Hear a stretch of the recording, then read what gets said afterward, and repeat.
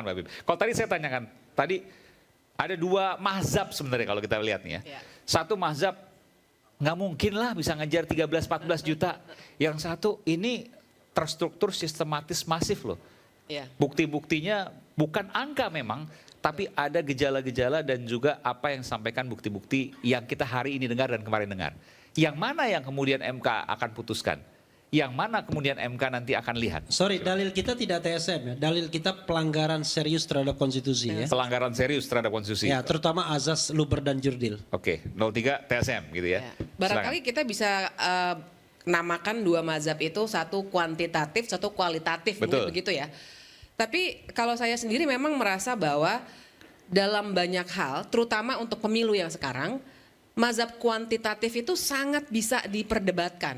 Kalau saya bahkan dalam posisi sangat tidak setuju. Bukankah MK selalu melihat kuantitatif, angka? Nah itu persoalannya dan itu yang menarik sekali untuk kita diskusikan. Nggak pernah lihat kualitatif kan? Di pilkada iya. Pernah. Di pilkada pernah. Misalnya yang terjadi 2020 itu ada 3 yang dilihat secara kualitatif. Misalnya kita mau lepaskan dulu istilah TSM-nya ya. Tapi kualitatif dalam arti MK mau melangkah ke keadilan yang sifatnya lebih substantif, tidak angka-angka. Itu mereka sudah lakukan. Daerah mana tuh? Waktu itu untuk Saburai Jua misalnya. Terus ada 2 lagi ya, itu saya lupa. Pilbub Bupati. Iya. Dan waktu itu di MK-nya sudah tutup buku sebenarnya, tapi karena mereka melihat ada masalah yang besar, karena waktu itu ternyata warga negara si bupati itu warga negara asing. Jadi dibuka lagi. Kami juga waktu itu deg-degan, tapi ternyata kami maksudnya pegiat demokrasi ya. Dan ternyata mereka mau buka pintu lagi, dan ternyata pemungutan suara ulang. Jadi itu adalah satu catatan penting. Tapi memang pilkada. Administratif waktu itu ya. Ya, nah masalahnya adalah kalau kita hanya mau berbicara di kuantitatif, kan pertanyaan besar yang akan nggak bisa dijawab mau pakai sirekap kek, mau pakai perhitungan manual kek, adalah mengapa angka itu bisa sampai ke situ. Mau pakai sistem secanggih apapun nggak akan bisa dibaca, mau yang manual ataupun tidak. Nah, maksud saya adalah kenapa kemudian main-main di 13 juta atau berapa persen dan seterusnya itu tidak akan menyelesaikan masalah. Karena ada persoalan-persoalan yang memang sifatnya pelanggaran-pelanggaran hukum sebenarnya yang tentu saja belum bisa dibuktikan dan ini yang tengah berjalan begitu kan, yang sebenarnya yang sudah dilakukan untuk membuat orang memilih atau tidak memilih paslon tertentu oleh orang yang memegang kekuasaan, dalam hal ini adalah presiden karena kekuasaannya demikian besar dan anaknya yang nyalon. Jadi kita harus jangan lupa konteks nepotismenya ini. Dan saya kira kebanyakan orang sekarang berpikir bahwa pemilu itu hanya soal angka, pemilu itu hanya soal hitung-hitungan pencoblosan, padahal pemilu itu proses. Iya, tapi saya harus fair juga begini. Orang akan berpikir bahwa iya anaknya nyalon, tapi ketika ada kecurangan maka harus bisa dibuktikan secara nyata. Kan itu yang menjadi pikiran sederhana. Jadi gimana jawabannya? Nah, pembuktian kan berjalan dan sebenarnya saya cukup terkesan dengan salah satu ahli yang dihadirkan. Karena saya orang hukum ya, jarang main kuantitatif. Tapi ada seorang ahli yang namanya Fit Adrison. Coba saya kira kalau nanti dibuka, menurut saya keren. Karena saya terkesan sekali. Dia mengkuantifisir, dia menerjemahkan bagaimana bansos itu ternyata bisa mempengaruhi suara orang. Secara kuantitatif ya, jadi ini memang dia main statistik, matematika dan seterusnya. Dan dari situ misalnya, terbukti bahwa memang ada implikasinya dari bansos yang sekian banyak untuk bisa mempengaruhi suara orang. Misalnya itu, buat saya itu suatu model pembuktian yang sangat menarik. Sorry, bukan itu orang hukum. ilmunya kalau itu jelas. Saya itu belajar statistik. Untuk jadi doktor ilmu politik di Amerika di Northern Illinois, Anda harus ambil paling tidak 3 kelas statistik. Dan itu advanced statistics. Itu spekulasi. Bansos dia pakai korelasi dan tapi dengan asumsi bansos itu akan menyebabkan terjadinya kenaikan suara, pengaruhnya sekian persen, lalu kemudian dikorelasikan. Tapi dia tidak bisa tahu di mana di mana bansosnya naiknya berapa persen, berapa suara dari sini dan sebegitu. Bang. Ada tidak ada bansos, jangan-jangan orang sudah memilih. Bang Andi Prabowo. Malarangeng, Nah, Anda tidak fair karena dia juga PSD di Amerika Serikat sama-sama. dan juga dia itu mengendalami ekonometri. Tapi dia Jadi, menggunakan asumsi. Iya, Anda Karena kan itu political kita bisa, science. karena Dia itu economic science. karena Jadi itu kita sesama bisa PSD Amerika dilarang asumsi saling apa yang mendahului. digunakan. Nah, dalam Karena satu- itu nanti saya Nggak apa-apa. saya undang. Nggak apa-apa. Mari kita Undang Fit Adrison berdebat Boleh. dengan Andi Malarangeng di sini. Oh, Pertanyaannya menarik, asumsinya menarik. apa yang Sebentar, dipakai? Iya. Nggak boleh. Bung Andi, nggak boleh.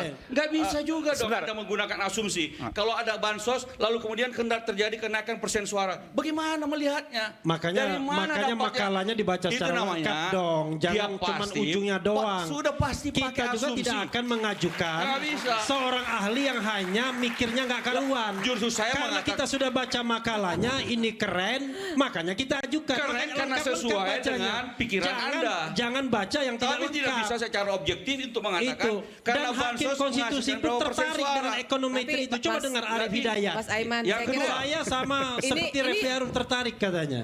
akan sangat sulit untuk diselesaikan karena memang kacamatanya Fit Adrison itu adalah ekonomi. Sementara kacamatanya Bang Andi adalah politik, Ma. walaupun secara metodologi dasarnya statistik. Sekarang tapi kita memang lihat. beda. Yang namanya pemilu itu suara rakyat yang dipikirkan.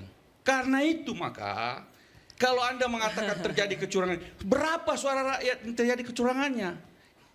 Bukan soal kuantifikasi tidak kuantifikasi. Tadi Maksudnya katanya suara dituntut rakyat kuantitatif, kita itu. dituntut apa tadi scientific. Lah ya sudah ada saintifiknya upaya adalah scientific. berapa suara. Jadi kan Bang misalnya, Andi, kalau Anda hargai mau saja dulu pendekatan begini, orang. kalau Hakim konstitusi sudah tertarik dengan pendekatan itu. Tidak apa-apa kan saya komentator Iya, boleh berkomentar terhadap apa ya Tapi kan ahli Bang tersebut. Bivitri langsung mengatakan tidak tertarik. Loh, Bivitri kan selesaikan begini. dulu dong Bagi- omongan dia. Dia kan bilang tertarik. Masa orang tertarik langsung dipotong? Loh, Selesaikan monggo. dulu, Coba Bivitri. saya mengatakan bahwa itu pasti menggunakan asumsi-asumsi dan asumsi-asumsi itu tidak saintifik. Makanya nanti berdebat sama Fit Adrisonnya. Oke. Ah, Baik. iya. Nggak boleh. Tapi Oke. iya tapi Iya, iya. kalau saya mau teruskan sedikit karena buat saya itu adalah cara melihat yang menarik Oke, karena dalam bahkan dalam Oke, hukum Mbak Bibip. ada namanya juri matrix agak serupa. Oke. Ini ekonometri, satu lagi juri Ini matrix. soal bicara keilmuan. Saya tahu yang tertarik dengan keilmuan dan selalu mengomentari soal keilmuan adalah Bung Rocky Gerung. Bung Rocky, Anda Tapi saya punya komentar nggak soal? belum selesai, saya jawab sama dia dulu dong. Nanti saya berikan. Saya jawab Nanti sama udah dia dijawab. dulu. Bicara Nanti soal saya- sirekap tadi. Silakan. Bicara soal sirekap tadi. Sirekap sejak pemilu pertama, sirekap itu dulu waktu saya jadi anggota KPU juga sudah bikin sirekap semacam itu juga dibantu oleh KPU Australia untuk membuat pada waktu itu. Nah, dan waktu itu rapi, bagus. Kita semua orang jadikan rujukan, lebih cepat lagi. Sirekap yang sekarang ini memang kacau. Bermasalah. Ini persoalan kebodohan di KPU. Tapi dari dulu sejak awal saya jadi anggota KPU, Ayam, nggak usah takut, kan ada Agoda. Agoda. Bisa liburan murah di banyak hotel. Wah, diskonnya sampai 60%. Cuma di Agoda, booking sekarang.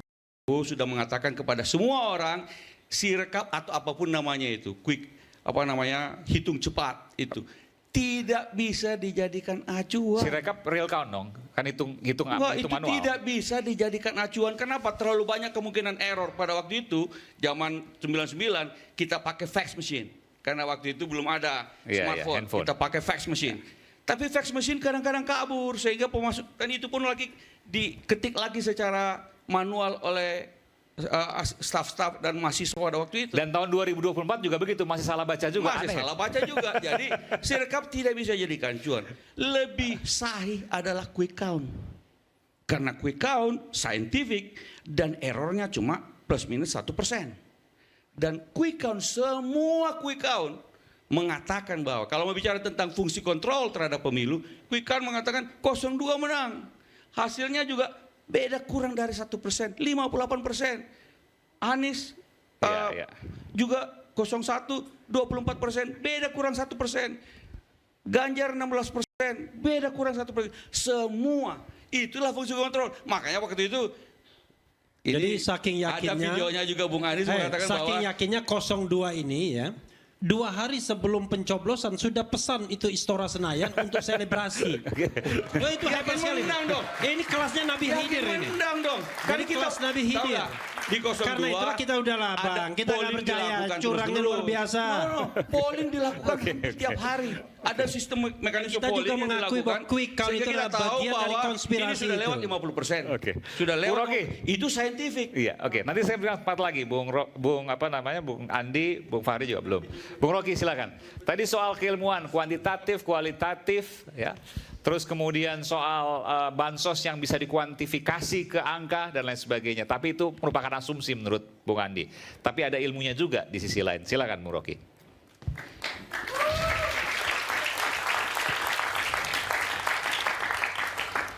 Di mana saintifiknya pemilu kalau di situ ada emosi itu? Kan orang memilih bukan atas dasar kalkulasi. Itu udah jadi diktum. Tetapi justru karena fasilitas emotion mendahului reason, maka diperlukan metode ilmiah. Itu dasarnya kan. Sama seperti saya mulai dengan asumsi aja tuh. Dunia ini tersusun oleh satu sel tunggal yang kemudian bertabrakan dengan partikel dari luar angkasa, dan luar angkasa itu gedenya 300 juta kali yang dibayangkan hari ini, dan dia masih mengembang. Bagaimana Anda tuntut itu menjadi pembuktian kuantitatif? Semuanya bermula dengan kecurigaan kualitatif bahwa ada alam semesta tuh. Itu kecurigaan kualitatif tuh. 2 hari lalu Pusat Nuklir Eropa CERN mulai menguji apa dasarnya universe ini terbentuk, partikel apa yang memungkinkan universe ini masih bertumbuh tuh. Bertumbuh itu kuantitatif, tapi pertanyaannya adalah kualitatif. Anggap nggak soal-soal ini? Jadi kalau kita masuk pada penjelimatan epistemologinya tuh, kita akhirnya menduga bahwa, coba tadi misalnya, buktikan 13 juta orang tuh, gimana caranya? Kalau begitu kita mesti persona satu persatu kita bawa tuh. Oke, membuktikan kuantitatifnya. 13 juta orang itu kuantitas. Sementara survei yang dibuat oleh semua lembaga survei itu pakai sampel 1.200 mewakili 160 juta orang, nggak mungkin. Memang nggak mungkin. Tetapi 1.200 itu paling efisien untuk menentukan bahwa ini sudah validitasnya bisa diandalkan, reliability-nya bisa diandalkan. Cuma cukup 1.200. Sekarang problemnya, kontradiksinya, waktu Prabowo, Anies, Ganjar diuji secara statistik, dia hanya butuh sampel 1.200. Sekarang untuk membuktikan kecurangan diminta 13 juta suara. Lo ngaco dong. Kenapa nggak pakai modeling aja kan? Dan itu ekonometri membantu untuk modeling tadi. Saya dengar keterangan dari siapa namanya anak pintar itu. Dia berusaha untuk menerangkan jejak-jejak pikiran yang bisa dimodelkan untuk menentukan bahwa tidak mungkin tanpa BLT itu Prabowo menang. Beri dia kesempatan untuk membuktikan dalil ilmiahnya. Sama seperti waktu Eisenhower mau menyerang Eropa tuh, dia bingung bagaimana caranya. Orang Jerman nggak pernah takut pada Amerika tuh. Dia sewa teater di sekolah seni London itu, bikin seolah-olah di situ ada kapal Amerika atau sekutu banyak betul. Padahal itu cuma speaker. Terus dilempar ke Jerman. Semua orang Jerman tahu bahwa Amerika itu punya 1.200 atau 1 juta pesawat, padahal cuma punya 10% dari situ kan. Kan dia memanipulasi kuantitatif untuk membungkus ide dia menaklukkan Eropa. Jadi teknologi udah dipakai bahkan untuk menipu sebetulnya kan. Eisenhower menipu. Demikian juga pasukan kita di Aceh dulu itu. Udah kehabisan peluru itu. Aja tuh bunyi bom, terus disebarin sebagai suara betulan. Padahal cuma rekaman itu. Jadi kalau mau soal saintifik itu, bahkan sampai pada penelitian partikel terakhir yang menyusun bumi, yang dalam seminggu ini lagi dibicarakan di seluruh dunia itu menunjukkan bahwa ada kualitas pertanyaan untuk menghasilkan bukti kuantitatif. Dalam politik, pertanyaan kualitatif itulah yang akan mendorong pembuktian kuantitatif. Kalau saya bilang, Dari awal saya mencurigai Presiden Jokowi tidak jujur. Buktikan secara kuantitatif. Pembuktian itu untuk menuntun saya supaya jurisdik saya itu bekerja tuh. Kalau dari awal saya bilang Jokowi itu orang yang paling jujur di Asia Pasifik, gak mungkin saya timbulkan kecurigaan tuh. Jadi kecurigaan adalah prinsip pertama untuk memulai penelitian ilmiah. Curiosity namanya, jurisdik namanya itu. Itu dasarnya kan. Semua itu datang dari kecurigaan dan itu adalah gerakan passion, bukan gerakan reason. Ilmu pengetahuan tumbuh karena passion, bukan karena reason. Modeling diperlukan untuk reasoning. Tetapi pertanyaan-pertanyaan akademis tumbuh dari soal-soal yang menyangkut kecurigaan terhadap keadaan. Tapi menurut Anda, iya. Jadi, menurut Anda MK tidak mungkin mengabulkan ini semua karena pasti akan berpikir kuantitatif. 13-14 juta dari mana? Dulunya kita itu berpikir 13-14 juta kalau mau dapat 2 putaran. Iya. Artinya harus diturunkan itu. Tapi Suara ini dari dirapihin nih 02 96 juta. Iya. Jadi itu bedanya. Nah sekarang begini, kalau saintifik dalam peradilan pemilu, semua keputusan itu tidak bisa berdasarkan sampel. Dia harus keseluruhan populasi. Makanya kemudian waktu di Georgia terjadi, Trump mengatakan ada kecurangan di Georgia. Dihitung ulang seluruh suara, tidak bisa disampel. Karena dalam pemilu itu bukan kalau quick count sampel, tapi kalau pemilu the whole populasi, universal suffrage. Maka kalau ada tuduhan kecurangan, maka the whole populasi yang dijadikan acuan terjadi kecurangan harus dihitung ulang. Misalnya di Georgia, Trump mengatakan saya menang di situ. Lalu kemudian tuntutannya dihitung ulang, bukan dibatalkan. Lalu kemudian hasilnya harus bisa betul-betul menang atau tidak menang. Berapa banyak menangnya. Oke, sekarang coba kita balik pada cara berpikir saintifik. Kalau yang harus dibuktikan adalah 13 juta, itu tidak mungkin, benar nggak? Nggak mungkin. Kalau 13 juta, kalau 12 juta 900 ribu mungkin nggak? Nggak usah 13 juta. Kalau pemilu 2024 nggak mungkin.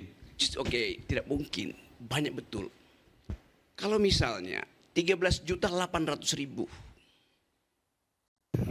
Akhirnya kita berpikir dalam teori limits itu. Berapa yang signifikan itu? Modeling. Oh nggak bisa Rocky. Ngerti saya itu susahnya begitu. Nggak bisa.